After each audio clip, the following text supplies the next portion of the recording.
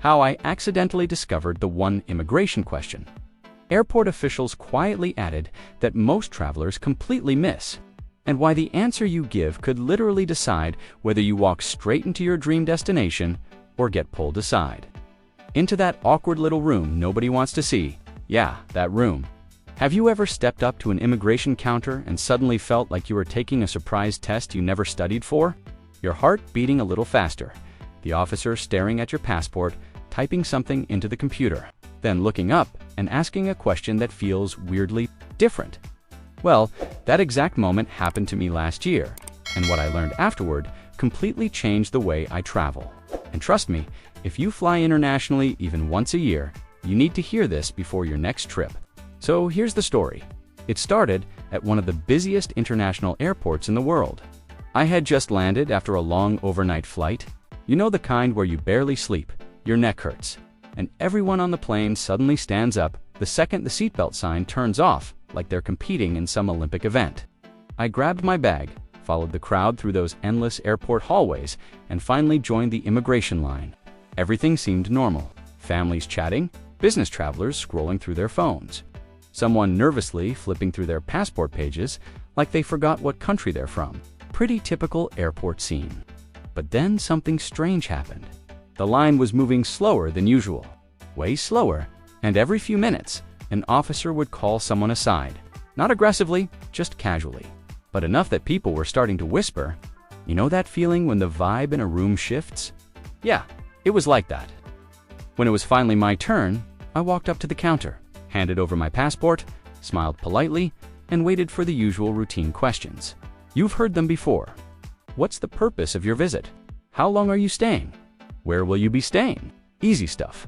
But this officer asked something different. Something I had never been asked before in all my years of traveling.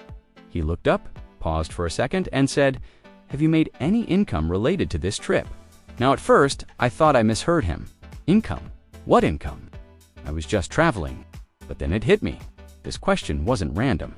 And the more I looked around, the more I realized other travelers were getting asked similar things. Some people answered quickly and walked through. Others hesitated. And those were the ones getting pulled aside. And that's when I realized something big had changed in international travel.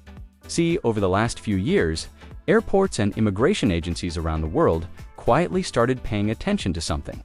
New travelers who are technically tourists, but actually working online while they travel. Think about it. Travel vloggers, remote workers, freelancers, influencers, digital nomads, people earning money while visiting another country. 10 years ago, immigration officers barely cared about that. But now, it's one of the fastest growing travel trends in the world, and governments are trying to figure out how to handle it. So that one question, the income related to this trip question, is basically their way of figuring out if you're just visiting or secretly working. And here's the crazy part. A lot of travelers answer it wrong without even realizing it. Imagine this scenario. Someone flies into a country saying they're on vacation, but they're also filming YouTube videos, posting sponsored Instagram content, or running an online business from their laptop in a hotel room. In their mind, they're still just traveling. But from an immigration officer's perspective, that might count as working in the country without a work visa, and that's where things get awkward. Fast. Now, before you panic, let me be clear. Most travelers have nothing to worry about. Immigration officers aren't hunting down tourists who reply to a few emails on vacation. But if someone openly says they're coming to a country specifically to create paid content, meet clients, or run business operations, that can trigger more questions. And that's why some travelers suddenly find themselves escorted to secondary screening. You know, the room, the quiet one, the one where nobody's smiling. But here's where the story gets even more interesting. After I passed through immigration that day, curiosity got the best of me. I started researching. I talked to frequent travelers, airline crew members, even someone who used to work at airport border control. And what I discovered honestly blew my mind. There are actually several new-style immigration questions popping up at airports around the world. And most people don't even notice the pattern. For example, officers might casually ask, "What do you do for work?" Sounds innocent, right? But they're listening carefully to your answer. If someone says, "I'm a travel content creator," that could lead to follow-up questions like, "Are you filming here?" Or, "Are you working with any companies in our country?" Another question that's becoming more common is, who paid for this trip? Again, sounds simple, but it can reveal whether a traveler is visiting for tourism or for sponsored work. And here's the wild part. The answers themselves aren't always the issue. It's how confident and consistent you sound. Think about it. Immigration officers talk to thousands of travelers every week. They can spot nervous or inconsistent answers almost instantly. Someone who stumbles through their explanation, contradicts themselves, or suddenly changes their story. Yeah, that person might be invited to the little interview room. But someone who answers calmly and clearly usually walks right through. And that brings me to the biggest travel lesson I learned from this experience. The secret to passing immigration smoothly isn't memorizing perfect answers. It's simply understanding what officers are actually trying to confirm. They want to know three things: why you're visiting, how long you're staying, and whether you'll leave when you say you will. That's it. Everything else is just details that help them confirm those 3 points. Once you understand that, immigration suddenly feels way less intimidating. Now, let me ask you something. Have you ever been asked a weird or unexpected question at airport immigration? Maybe something that made you pause and think, wait, why are they asking that? If you have, drop a comment below because I'm genuinely curious what travelers around the world are experiencing right now. Airports are changing faster than ever, and hearing different stories actually helps other travelers prepare.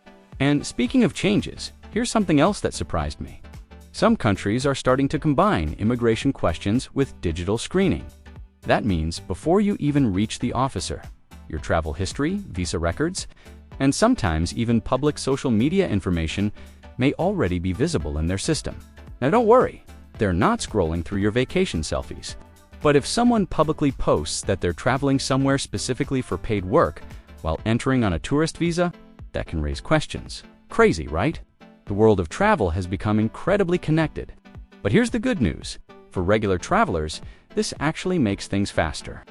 Many airports are introducing automated immigration gates, biometric passport scanners, and digital entry forms that speed up the process. In some places, travelers can walk from the airplane to the exit in less than 10 minutes. It's honestly amazing compared to the long lines we used to deal with years ago. Still, those human immigration officers remain the final decision makers. And their questions matter. That's why understanding these new patterns can make your travel experience much smoother. So next time you step up to that counter, remember this simple strategy. Stay calm, answer honestly, and keep your answers clear and simple. No long explanations, no nervous rambling, just straightforward answers. Most officers appreciate that more than anything. And one more tip that frequent travelers swear by. Always have the basics ready if asked. Things like your return ticket, hotel booking, or travel itinerary. You probably won't need to show them, but having them ready instantly makes you look prepared and confident. And confidence goes a long way at an immigration counter. Now, before we wrap up, here's something I want you to think about. International travel is evolving rapidly.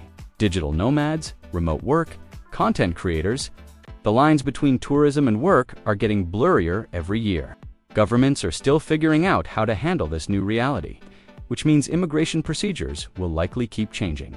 But for travelers who stay informed, those changes don't have to be scary. In fact, they can make travel easier. Because once you understand the system, you stop feeling like you're walking into an interrogation and start realizing it's just a quick conversation to confirm you're a legitimate visitor. And honestly, after traveling through dozens of airports since that experience, I've noticed something interesting. Most immigration officers are actually pretty friendly when travelers stay relaxed and respectful. They're not there to ruin your trip.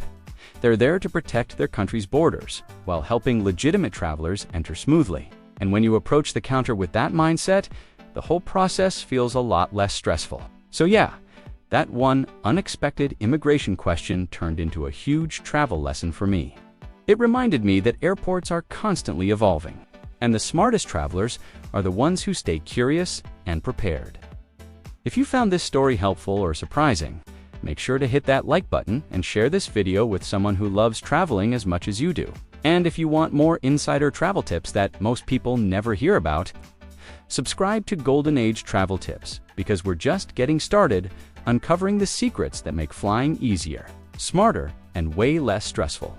Until the next adventure, safe travels, and I'll see you at the airport.